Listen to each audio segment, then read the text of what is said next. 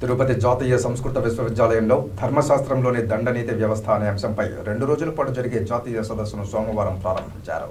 యూనివర్సిటీలోని చెలికాని అన్నారావు సభాభవనంలో ఈ జాతీయ సదస్సును శ్రీ జగన్నాథ సంస్కృత విశ్వవిద్యాలయం ఆచార్యులు జయకృష్ణ మిశ్రా మరియు విశ్వవిద్యాలయం వివిధ సంకాయ డీన్స్ చేత ప్రారంభించారు.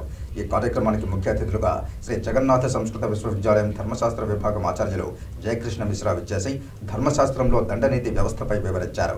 మానవుని సన్మార్గంలో నడిపించాలంటే భక్తి లేదా భయం అనే రెండూ ఉండాలని, వాటిలో భయాన్ని కలిగించి తద్వారా సన్మార్గంలో నడిపించడానికి ఉపయోగించేటటువంటిదే ఈ యొక్క దండనీతి వ్యవస్థ అని వివరించారు.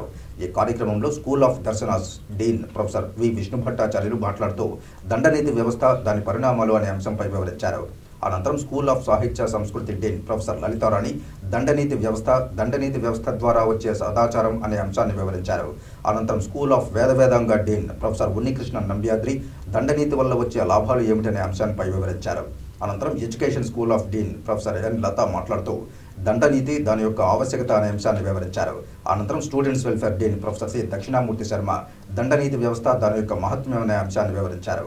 ఈ కార్యక్రమానికి సంయోజకులుగా ధర్మశాస్త్ర విభాగం ఆచార్యులు డాక్టర్ సుధాంశు శేఖర్ మహాపాత్ర వ్యవహరించారు.